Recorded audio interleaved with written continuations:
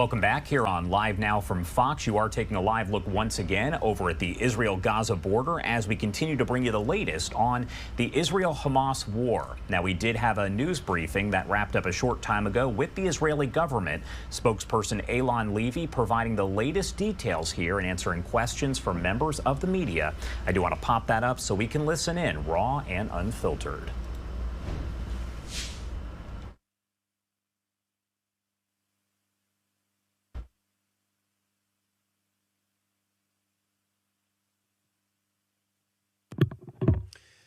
Good afternoon, everyone. I'm Israeli government spokesperson Eylon Levi. This is day 109 of the October 7th war. Today is a difficult day for the entire country. This morning, the IDF announced that 21 reservists were killed in Gaza yesterday in an incident near Khan Yunis. In total, the IDF death toll has gone up by a total of 24 since yesterday's briefing, taking the total number of Israeli soldiers killed since the start of the October 7th massacre to 556. The entire country grieves with the families of Sergeant Major Reserves Matan Lazar, age 32, Sergeant First Class Reserves Israel Sokol, 24, Sergeant Major Reserves Rafael Elias Mosheov, 33, Sergeant Major Reserves Barak Chaim Ben Valid, 33, Sergeant First Class Reserves Sidrik Garin, 23, Sergeant First Class Reserves Nicholas Berger, 22, Master Sergeant Reserves Yoav Levi, 29, Sergeant First Class Reserves Yoval Lopez, 27, Sergeant First Class Reserves Elkanah Yehuda Sfez, 25, Sergeant Major Reserves Sergei Gontmaher, 37, Sergeant First Class Reserves Hadar Kapeluk, 23, Sergeant Major Reserves Zegea Daniel Kassau, 38, Sergeant Major Reserves Shai Biton Hayun, 40, Sergeant Major Reserves Adam Bismuth, 35, Sergeant Major Reserves Itamar Tal, 32, Sergeant First Class Reserves Ahmed Abu Latif, 26, Captain Reserves Ariel Mordechai Wolfstahl, 28, Master Sergeant Reserves Elkanah Wiesel, 35, Captain Reserves Nir Binyamin, 29, Sergeant First Class Reserves Sagi Idan, 24, Sergeant Major Reserves Mark Kononovich, 35, and separately from that incident with the 21 reservists also, Captain Eyal Mevorach Twito, 22, Major Eli Levi, 24, and Major David Nati Alfasi, 27. 24 soldiers, 21 reservists, all with ordinary lives and jobs and families on the morning of the October 7th massacre, leaving behind widows, orphans, bereaved parents and broken families. The IDF updated this morning the reservists were killed in an operation to dismantle terror infrastructure in southeastern Gaza near Khan Yunis, adjacent to the Gaza-Israel border, just 600 meters away. Infrastructure that posed a direct threat to the communities cleansed in the October 7th massacre and which had to be dismantled to enable the residents' safe return home.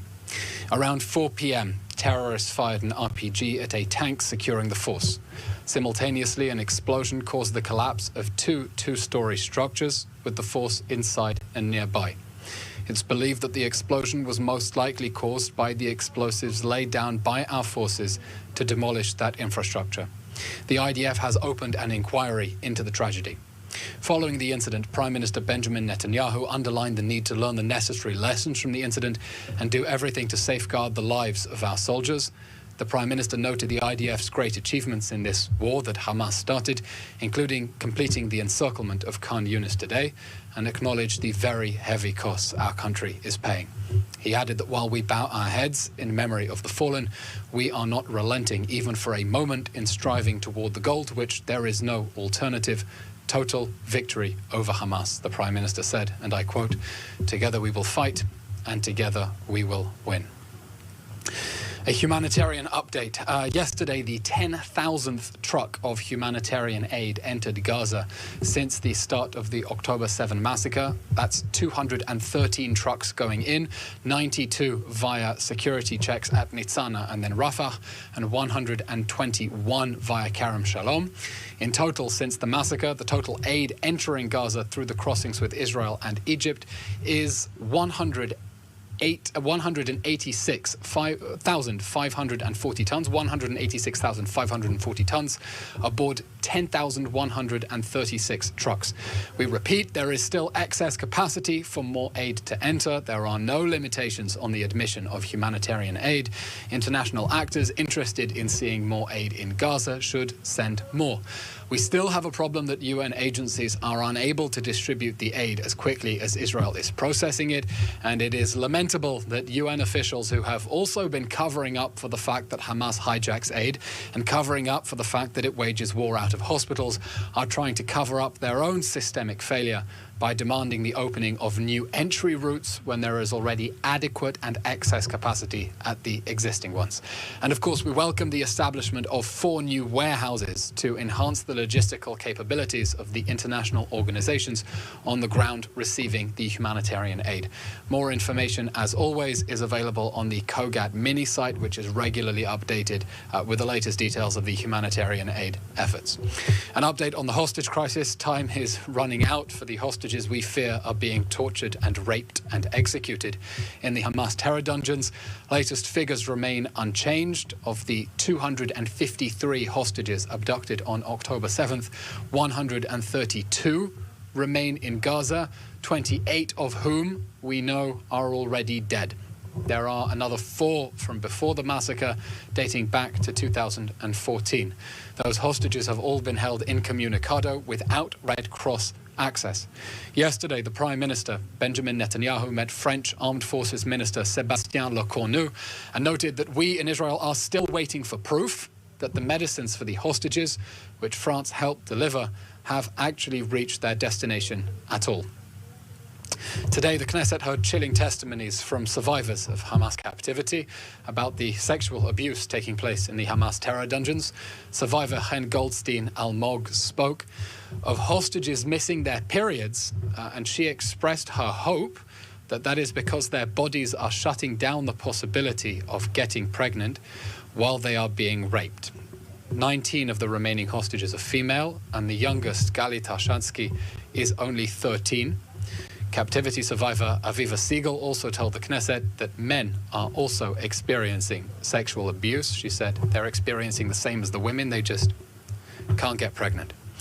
Siegel, whose husband Keith is still a hostage, said that the terrorist captors are dressing up the girls as dolls and, quote, making the girls their dolls and doing whatever they want with them whenever they want. We call on all countries to pressure Hamas by all means possible to release the hostages immediately and unconditionally and secure access for the Red Cross. Until then, it shouldn't take courage for celebrities and public figures to do what Gwyneth Paltrow said, I think just yesterday, and make it clear that rape is not resistance. That's the end of today's briefing. We'll now take your questions. As always, I think we already have a few in the chat. The first question comes from Lior Soroka, The Washington Post. Can you relate to the report on CNN that Israel has proposed a deal with Hamas whereby Hamas leadership in Gaza would be granted safe passage to leave the Strip as part of the broader ceasefire agreement? The goals of this war, as laid out by the War Cabinet after the October 7th massacre and handed down to the IDF, remain unchanged. The destruction of Hamas's governing and military capabilities in the Gaza Strip and the return of all the hostages. There will be no ceasefire that leaves the hostages in Gaza and Hamas in power. Beyond that, we have nothing to elaborate. The next question comes from Jim Williams of Zenga International News. Is there any response to the EU calling for a proposed peace conference to discuss what to do post-war and the EU's insistence on the establishment of a Palestinian state? And as a follow-up, do you have a reaction to the US and UK multiple attacks on the Iranian proxies in Yemen in hopes of protecting commercial shipping in the Red Sea? First of all, I'll address the question about the Houthi pirate threat. As we've been saying since the beginning of their attacks on international shipping, this is a global threat, and it's correct that the response should be global. We also note the remarks by the British noting the direct involvement of Iran in funding and arming and providing support for the Houthi attacks on global trade. And it's important, of course, people understand those attacks in the context of the Iranian imperial project in the Middle East. As for the question about the European Union, at the moment we are focusing on destroying Hamas and whatever people's positions within Israel about how to achieve a secure peace with the Palestinians, everyone understands that that simply cannot happen with Hamas still on the ground, and there needs to be a serious process of de-radicalization in order to make sure that we do not end up repeating this cycle of violence. Now, the Prime Minister has made his position clear. He objects to the establishment of a Palestinian state that would serve as an existential threat to Israel, especially in the wake of the October 7 massacre. Now that we understand the true extent of the threat that we are facing potentially. I mean, I can elaborate more on the Prime Minister's thinking in that regard, which is that anyone, even supporters of Palestinian statehood, when asked what that means, whether they support the Palestinians having an army or military capabilities, flatly reject that. The Prime Minister's position is that Palestinians should have all the powers to govern themselves and none of the powers to threaten Israel. Would statehood mean that Palestinians could have joint military exercises with Hezbollah or a mutual defense treaty with Iran or import North Korean weapons? Obviously, these statements are absurd, but these are long-term questions that we are going to have to discuss after the war. The question of how we achieve a secure peace with our neighbors, a peace that will require a serious push towards de-radicalization on the other side. And for now, we are focused and united on destroying Hamas and bringing the hostages home. Joel Pollack from Breitbart News asks, can you comment on the emotional impact of such a huge loss? Does it make the Israeli public question the cost of the war, or does it make the Israeli public more determined to press ahead to victory? The emotional cost of waking up to such horrific news is, of course, intense. Israel is a very small country, and that means that everyone in the country is now discovering how they are related or connected to those 24 soldiers through multiple degrees of separation.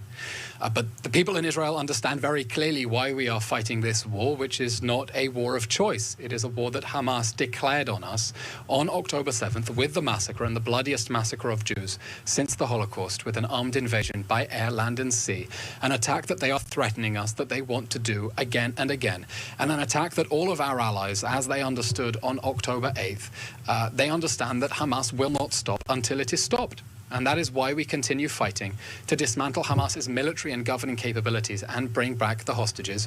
Because otherwise, if we return to the lines of October 6th, it will only be a matter of time until Hamas perpetrates another massacre again.